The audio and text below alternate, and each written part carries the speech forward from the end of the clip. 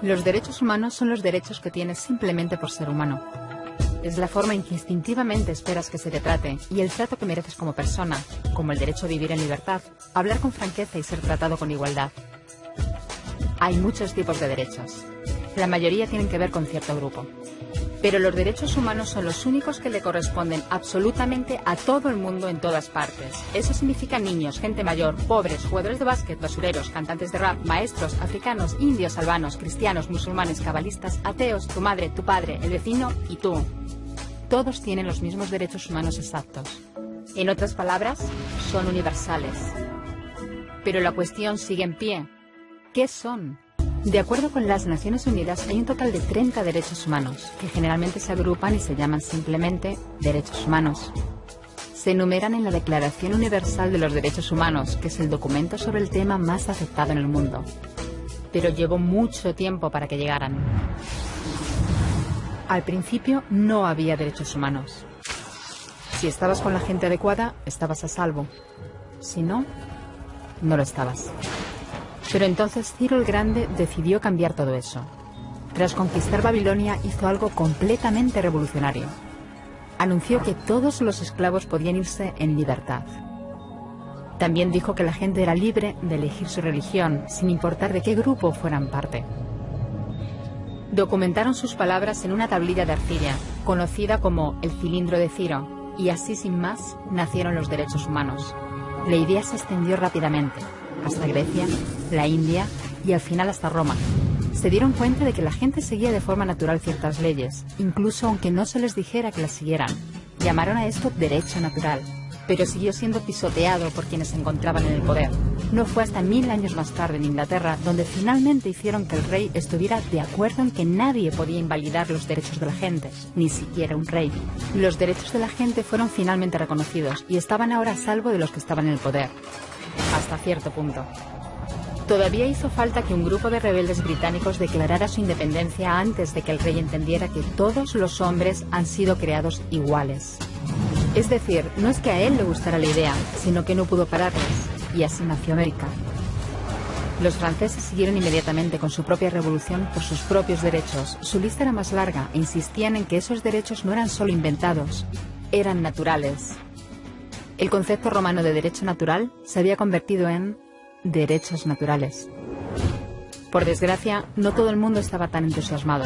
En Francia, un general llamado Napoleón decidió derrocar la nueva democracia francesa y se coronó a sí mismo emperador del mundo. Y casi tuvo éxito. Pero los países de Europa unieron fuerzas y lo derrotaron. Y los derechos humanos eran una vez más un tema candente. Se redactaron acuerdos internacionales, garantizando ampliamente muchos derechos por toda Europa. Pero solo a través de Europa. El resto del mundo de alguna forma todavía no cualificaba. En vez de eso fueron invadidos, conquistados y consumidos por los enormes imperios europeos.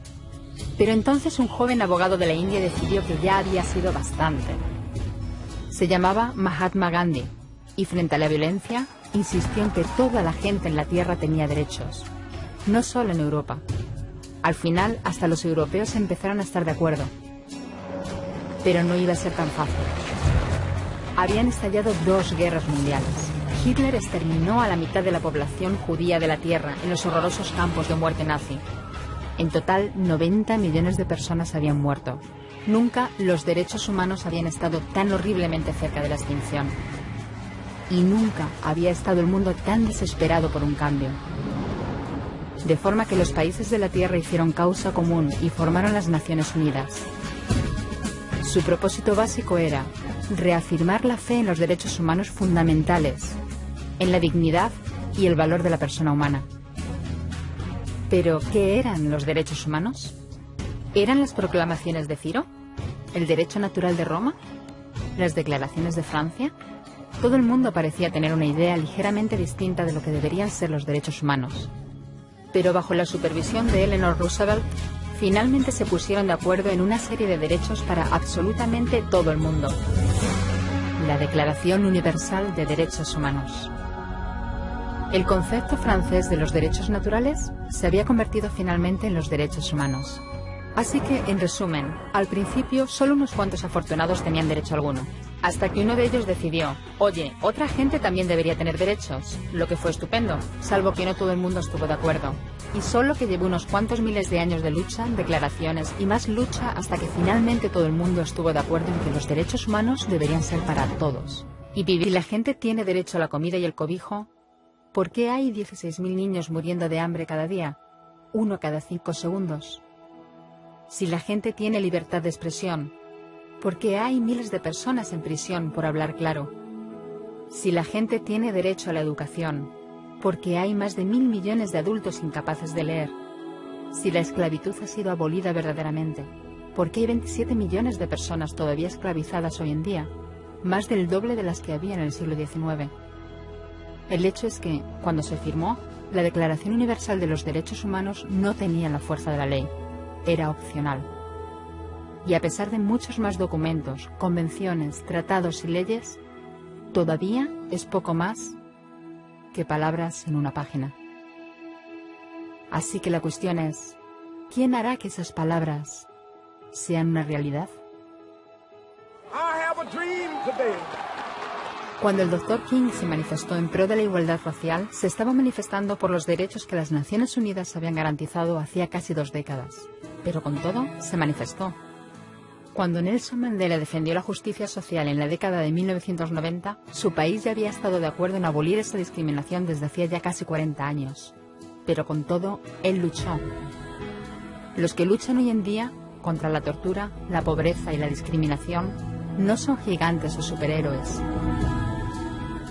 Son gente, niños, madres, padres, maestros, individuos librepensadores que se niegan a quedarse callados, quienes se dan cuenta de que los derechos humanos no son una lección de historia, no son palabras en una página, no son discursos, ni anuncios, ni campañas de relaciones públicas.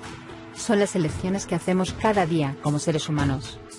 Son la responsabilidad que todos compartimos, de respetarnos mutuamente, ayudarnos y proteger a los necesitados.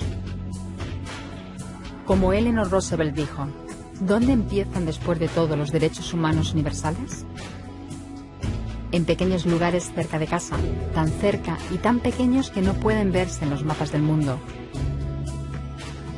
Aún así, son el mundo de la persona individual, el barrio donde vive, la escuela o la universidad a la que asiste, la fábrica, la granja o la oficina donde trabaja. Esos son los lugares donde cada hombre, mujer y niño buscan justicia igualitaria, igualdad de oportunidades, dignidad igualitaria sin discriminación. A menos que esos derechos tengan un significado ahí, tienen muy poco significado en cualquier otra parte.